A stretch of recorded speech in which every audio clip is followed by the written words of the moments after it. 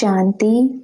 25 अक्टूबर 2021 के महावाक्य हैं, मीठे बच्चे, इस पुरानी दुनिया का अब अंत है, इसलिए संगम युग पर तुम्हें भविष्य राजाई के लायक बनना है। प्रश्न, बच्चों में कौन सा शौक हो तो गद्दी नशीन बन सकते हैं? उत्तर, ऑलराउंड सर्विस करने का शौक हो तो गद्दी नशीन बन सकते हैं। जो ऑलराउंड सर्विस कर बहुतों को सुख देते हैं, उन्हें उसका उजूरा भी मिलता है। बच्चों को हमेशा हर सर्विस में हाजिर रहना चाहिए। ऐसा होशियार बनो जो माँ बाप का शो करो। मम्मा बाबा कहते हो तो उन जैसा बनकर दिखाओ। गीत इस पाप की दुनिया से। ओम शांति। सिर्फ मीठे मीठे ब्रह्मा कुमार कुमारियां ही यह जानते हैं कि पाप की दुनिया और पुण्य की दुनिया किसको कहा जाता है। पतित दुनिया किसको, पावन दुनिया किसको कहा जाता है। बल मनुष्य कहते हैं कि हे पतित दुनिया को पावन बनाने वाले आओ, परंतु जानते नहीं हैं। यह भी आत्मा ही कहती है, हे पतित पावन। सब मनुष्य मात्र बुलाते रहते हैं, परंतु यह किसको पता नहीं है कि पावन दुनिया किसको कहा जाता है, वह कब और कैसे स्थापन होगी। अभी तुम नॉलेजफुल बाप के बने हो, इसलिए नॉलेजफुल ज्ञान का सागर बाप को सिर्फ तुम ही जानते हो और कोई बिल्कुल नहीं जानते कि पावन दुनिया फिर पतित कैसे बनती है, पतित दुनिया फिर पावन कैसे बनती है, पतित दुनिया में कौन रहते हैं और पावन दुनिया में कौन रहते हैं। यह सब बातें तुम अभी जानते हो। पावन दुनिया सत्युग को कहा जाता है। जरूर पावन दुनिया भारत में भी तो एक ही आदि सनातन देवी देवता धर्म का राज्य था, इसलिए भारत सबसे प्राचीन देश गाया जाता है। अभी तुम समझते हो, हमको फिर से पावन दुनिया में जाने के लिए पतित पावन बाप युक्तियां बता रहे हैं। बाप कहते हैं, 1 सेकंड में युक्ति बताता हूँ। बाप आते ही है नई दुनिया का राज्य भाग्य देने। यह है बेहद के बाप से बेहद का वर्षा। बाप ही आकर राजयोग सिखाते हैं। हम राजयोग सीख रहे हैं। बाप कहते हैं, तुम ही सतो प्रधान थे, फिर सतो प्रधान बनना है। आदि सनातन देवी देवता धर्म था, न कि हिंदू। देवी देवता धर्म भारत का ही पहले पहले था, फिर जरूर पुनर्जन्म लेते आए होंगे। जैसे क्रिश्चियन लोग भी पुनर्जन्म ले वृद्धि को पाते हैं। बोधियों का धर्म स्थापन करने वाला बुद्ध, वह हो गया धर्म स्थापक। एक बुद्ध से कितने ढेर बोधि निकले। क्राइस्ट एक था, अभी देखो कितने क्रिश्चियन हो गए हैं। सब धर्मों का ऐसे ऐसे चलता आया है। वैसे जब आदि सनातन देवी देवता धर्म था तो यह और कोई थे नहीं। औरों का तो जानते हैं। क्रिश्चियन धर्म क्राइस्ट, इस्लाम धर्म इब्राहिम ने स्थापन किया। अच्छा, जो सतयुग में आदि सनातन देवी देवता धर्म था, वह किसने स्थापन किया? सतयुग में देवी देवताओं की राजधानी चली है ना, तो जरूर कोई ने राज्य स्थापन किया है। सतयुग में देवी देवता धर्म था, वह अभी बाप स्थापन करते हैं, इसलिए बाप को आना ही पड़ता है संगम युग पर। अभी सब मनुष्य मात्र पतित दुनिया में बैठे हैं। पुरानी दुनिया में करोड़ों मनुष्य हैं। नई दुनिया में तो इतने मनुष्य हो न सके। वहाँ एक धर्म था, इस्लामी, बौद्धि, क्रिश्चियन आदि कोई नहीं थे। वह देवता धर्म अब प्राय लोप है। वह कैसे भगवान ने स्थापन किया था, यह कोई नहीं जानते। देवता धर्म नाम ही भूल गए हैं, हिंदू धर्म कह देते हैं। अब बाप समझा रहे हैं, मैं आता ही तब हूँ जब पुरानी दुनिया को बदलना है। अभी इस पुरानी दुनिया की एंड है। यह सिर्फ तुम ब्राह्मण ही जानते हो। इस महाभारत लड़ाई से ही पुरानी दुनिया की एंड हुई थी। गीता में दिखाते हैं सब खत्म हो गए, कोई नहीं रहा। 5 पांडव बचे, वह भी पहाड़ों पर गल मरे। परंतु ऐसा कोई होता नहीं है, यह तो बाप स्थापन करते हैं। प्रलय अथवा जलमय तो होती नहीं। बाबा को पुकारते हैं, हे पतित पावन आओ, हमारे दुख हरो, सुख दो। क्योंकि अभी रावण राज्य है। राम राज्य चाहते हैं तो जरूर रावण राज्य है ना। बाप समझाते हैं, अभी राम राज्य की स्थापना, रावण राज्य का विनाश हो जाता है। मैं जो युक्ति सिखलाता हूँ, जो सीखते हैं वही जाकर नई दुनिया में राज्य करते हैं। यह ज्ञान वहां कुछ भी रहेगा नहीं। अब तुम्हारी बुद्धि में सारी नॉलेज है। जिनकी बुद्धि में है वह औरों को समझाते हैं। नंबरवार तो है ना। सर्विस एबल बच्चों की बुद्धि में सारा ज्ञान टपकता रहता है। जरूर सतयुग में पहले पहले देवी देवता धर्म वाले थे, यह भी तुम जानते हो। बाप पहले पहले ब्राह्मणों को ही रचते हैं प्रजापिता ब्रह्मा द्वारा। यह ज्ञान यज्ञ है ना, तो जरूर ब्राह्मण संप्रदाय ही चाहिए। ब्राह्मण संप्रदाय जरूर संगम पर ही होगी। आसुरी संप्रदाय है कलयुग में, दैवी संप्रदाय है सतयुग में। तो जरूर संगम पर ही स्थापना होगी दैवी संप्रदाय की। जब बाजोली खेलते हैं तो पांव और चोटी मिलते हैं। तुम ब्राह्मण हो, फिर याद आता है विराट रूप का चित्र भी जरूरी है। इसकी समझानी बड़ी अच्छी है। कहते भी हैं बाबा, हम आपके 6 मास के बच्चे हैं, 4 दिन के बच्चे हैं।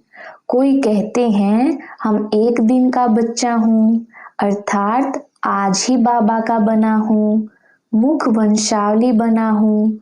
जो जीते जी बाप के बनते हैं तो कहते हैं बाबा हम आपके हैं। छोटा बच्चा तो कह न सके। यह ज्ञान है बड़ों के लिए। कहते हैं बाबा हम आपका छोटा बच्चा हूँ। छोटे बच्चों को चित्रों पर समझाना सहज है। दिन प्रतिदिन समझानी विस्तार को पाती रहती है। यह चित्रों की युक्ति ड्रामा प्लान अनुसार 5000 वर्ष पहले मुआफिक निकली है। इसमें यह कोई प्रश्न नहीं उठा सकता कि शुरू में क्यों नहीं निकली, अभी क्यों। ड्रामा अनुसार जो युक्ति जब निकलनी होगी तब निकलेगी। स्कूल में पढ़ाई के नंबरवार दर्जे होते हैं। ऐसे थोड़े ही है पहले से ही बड़ा इम्तिहान पास कर लेंगे। पहले सिर्फ अलफ बे पढ़ाया जाता है ना। यह तो बाप का बच्चा बनने से ही बाप स्वर्ग की बादशाही देते हैं। बाप को बाप कहने बाद फिर निश्चय टूटता थोड़े ही है। यहाँ तो बाबा बाबा कहते निश्चय टूट जाता है। तुम जानते हो यह तो बेहद का बाप है। तुम बेहद के बाप से बेहद का वर्षा ले रहे हो तो उनकी श्रीमत पर चलना है। बाप कहते हैं और सभी बातें छोड़ मुझे याद करो और वर्षे को याद करो। चलते फिरते यह याद रहने से खुशी भी रहेगी, परंतु यह याद ठहरती क्यों नहीं है? तुम्हारी तो गारंटी है बाबा हम आपके बनेंगे तो हमारा और कोई से ममत्व नहीं रहेगा, हम आपकी मत पर ही चलूंगा। बाबा भी कहते हैं श्रीमत पर न चलने से भूलें होती रहेंगी, श्रीमत पर चलने से खुशी का पारा चढ़ेगा। आत्मा को अतीन्द्रिय सुख मिलता है तो कितनी खुशी होती है। आत्मा जानती है परम पिता परमात्मा ने हमको राज्य भाग्य दिया था, जो 84 जन्म लेते लेते गवा दिया है, फिर बाप दे रहे हैं, तो अपार खुशी होनी चाहिए ना। अंदर की खुशी भी दिखाई पड़ती है ना, इस लक्ष्मी नारायण के चेहरे से दिखाई पड़ता है ना। भल अज्ञान काल में कोई कोई बहुत अच्छे खुशी में होते हैं, बातचीत करने में भी अच्छे होते हैं। मनुष्य सृष्टि में सबसे ऊंच पोजीशन किसका है? यूं तो सबसे ऊंच है शिव परमात्मा, जिसको सब फादर कहकर पुकारते हैं, परंतु उनके ऑक्यूपेशन को जानते नहीं। जब बाप आए तब आकर अपना परिचय दे। अभी तुम बच्चे जानते हो हमको बाबा से वैकुंठ की राजाई मिलती है, खुशी होनी चाहिए ना। हम नर से नारायण बनते हैं, कोई भल हाथ उठा लेते हैं परंतु कुछ भी समझते नहीं। जिनको निश्चय रहता है तो उनको यह खुशी रहती है कि अब हमने 84 जन्म पूरे किए, अब हम बाबा की मत पर चल विश्व के मालिक बनते हैं। इस पढ़ाई का नशा कितना होना चाहिए? प्रेसिडेंट, गवर्नर आदि को नशा तो है ना। बड़े बड़े आदमी आते हैं उनसे मिलने, बिगर पोजीशन को जाने कब कोई से मिल न सके। बाबा भी कब मिलते नहीं हैं। बाबा की पोजीशन को सिर्फ तुम बच्चे ही जानते हो, सो भी नंबरवार पुरुषार्थ अनुसार जानते हो। बल ब्रह्मा कुमार कहलाते हैं, परंतु बुद्धि में यह नहीं रहता कि हम शिव बाबा की संतान हैं, उनसे हम स्वर्ग का वर्षा ले रहे हैं। न बाप को न वर्षे को याद कर सकते हैं। याद रहे तो अंदर की खुशी भी रहे ना। जैसे कन्या की शादी कराते हैं तो उनको गुप्त दान दिया जाता है, पेटी बंद कर चाबी हाथ में दे देते हैं। बाप भी तुमको विश्व के बादशाही की चाबी हाथ में दे देते हैं। तुम नए सतयुगी विश्व का उद्घाटन करते हो, स्वर्ग में भी तुम जाएंगे। बाबा तुमको लायक बनाते हैं। भगत तो स्वर्ग में जाने लायक बन न सके। जब तक बाबा ज्ञान न दे पवित्र न बने, इसलिए नारद का मिसाल है। भल भगत तो अच्छे अच्छे हैं, परंतु आत्मा तो पतित है ना। जन्म जन्मांतर वह पतित बनते आए हैं। जब तक बाप न मिले तब तक स्वर्ग में जा न सके। तुमको बाप ने ब्रह्मा द्वारा एडॉप्ट किया है, जो तुम जाकर नई दुनिया में राज्य करेंगे। दूसरे कोई राजाई स्थापन करते ही नहीं हैं, न किसको मालूम है। बाप ही संगम युग पर आकर भविष्य 21 जन्मों की राजाई स्थापन कर रहे हैं। इस बाप को कोई भी जानते नहीं। अभी तुम समझते हो, बरोबर 5000 वर्ष पहले भगवान आया था, गीता का ज्ञान सुनाया था, जिससे मनुष्य से देवता बने थे। गीता है ही आदि सनातन देवी देवता धर्म का शास्त्र। सतयुग में तो कोई शास्त्र आदि होते नहीं। बाप कहते हैं मैं संगम युग पर ही आता हूँ, फिर से आकर सृष्टि के आदि मध्य अंत का ज्ञान सुनाता हूँ।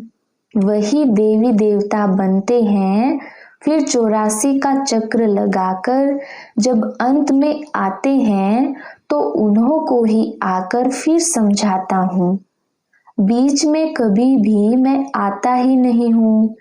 ऐसा थोड़े ही कि क्राइस्ट कोई बीच में आ जाएगा और जो भी धर्म स्थापन करते हैं वह इस दुनिया के लिए। मैं आता ही हूँ संगम पर नई दुनिया स्थापन करनी। क्राइस्ट की आत्मा आकर प्रवेश कर अपना धर्म स्थापन करती है। यह बाप तो राजाई स्थापन करते हैं। यह किसको पता नहीं है कि यह लक्ष्मी नारायण की राजाई कब और किसने स्थापन की। यह जो लक्ष्मी नारायण के मंदिर आदि बनाते हैं उन्हों से पूछना चाहिए। तुम सभा में भी पूछ सकते हो। यह राज तुम्हारी बुद्धि में है। बाबा ब्रह्मा द्वारा स्थापना करते हैं कल्प कल्प और कोई जान न सके। अक्षर भी हैं, परंतु यथार्थ रीति किसकी बुद्धि में बैठता नहीं है। कोई कोई बच्चों पर ग्रहचारी भी बैठ जाती है। देह अभिमान है पहले नंबर की ग्रहचारी। बाप कहते हैं बच्चे देही अभिमानी भव। यह लक्ष्मी नारायण का चित्र और सीढ़ी का चित्र समझाने के लिए बड़ी अच्छी चीज है। बहुतों का इससे कल्याण हो सकता है, परंतु ड्रामा में शायद देरी है, इसलिए विघ्न पड़ते हैं राजधानी स्थापन होने में। बाप खुद कहते हैं बहुत विघ्न पड़ते हैं। माया बड़ी समर्थ है। मेरे बच्चों को झट नाक से कान से पकड़ लेती है। इसको कहा जाता है राहु की ग्रहचारी। भारत में खास इस समय विकारों रूपी राहु की पूरी ग्रहचारी बैठी हुई है। तुम सेकंड में सिद्ध कर सकते हो कि यही भारत पावन हीरे जैसा था। अब विकारी कोड़ी मिसल बन पड़ा है, फिर हीरे जैसा बनना है। कहानी सारी भारत की है। बाप आकर हीरे जैसा बनाते हैं, फिर भी कितने प्रकार के विघ्न पड़ते हैं। देह अभिमान का तो बड़ा भारी विघ्न पड़ जाता है। लक्ष्मी नारायण के चित्र पर भी किसको समझाना बड़ा सहज है। बच्चों को सर्विस का बहुत शौक होना चाहिए। सर्विस भी बहुत किस्म की है ना। बहुतों को सुख देते हैं तो उसका उजूरा भी बहुत मिलता है। कोई ऑलराउंड हड्डी सर्विस करते हैं। खुशी रहनी चाहिए, हमको ऑलराउंड बनना है। बाबा हम सर्विस में हाजिर हैं। अच्छे अच्छे बच्चे रूहानी सर्विस करने वाले खाना अपने हाथ से पकाते हैं। तुमको मालूम है कि बच्चे भी इतने होशियार हो जाते हैं जो गद्दी ले लेते हैं। यहाँ तो घर संभालने वाली माताएं हैं। अब माताओं कुमारियों को इस सर्विस में खड़ा हो जाना चाहिए। मम्मा जैसी सर्विस कर दिखानी चाहिए, शो करना चाहिए। बाकी सिर्फ मम्मा मम्मा करने से क्या फायदा, उन जैसा बनना चाहिए। अच्छा, मीठे मीठे सिकिलधे बच्चों प्रति माता पिता बाप दादा का याद प्यार और गुड मॉर्निंग। रूहानी बाप की रूहानी बच्चों को नमस्ते। हम रूहानी बच्चों की रूहानी बाप दादा को याद प्यार गुड मॉर्निंग और नमस्ते जी। धारणा के लिए मुख्य सार। पहला पॉइंट है देह अभिमान की ग्रहचारी ही यज्ञ में विघ्न रूप बनती है। इसलिए जितना हो सके देही अभिमानी बनने का पुरुषार्थ करना है। दूसरा पॉइंट है, अपनी पढ़ाई और सतयुगी पद के पोजीशन की खुशी व नशे में रहना है, श्रीमत पर चलना है, कोई भी भूल नहीं करनी है। वरदान, ईश्वरीय शान में स्थित रहे, हर कर्म शानदार बनाने वाले सर्व परेशानियों से मुक्त भव। विस्तार, सदा इसी ईश्वरीय शान में रहो कि मैं बाप दादा का नूरे रतन हूँ। हमारे नैनों व नजरों में कोई भी चीज समा नहीं सकती। इस शान में रहने से भिन्न भिन्न प्रकार की परेशानियां स्वतः समाप्त हो जाएंगी। कोई भी प्रकार की कंप्लेन नहीं रह सकती। जितना जो अपनी ऊंची शान में स्थित रहते हैं उन्हें मान भी स्वतः प्राप्त होता है और उनके हर कर्म शानदार होते हैं। स्लोगन, ट्रस्टी वह है जो अपना सब कुछ बाप हवाले कर दे। अच्छा, ओम शांति।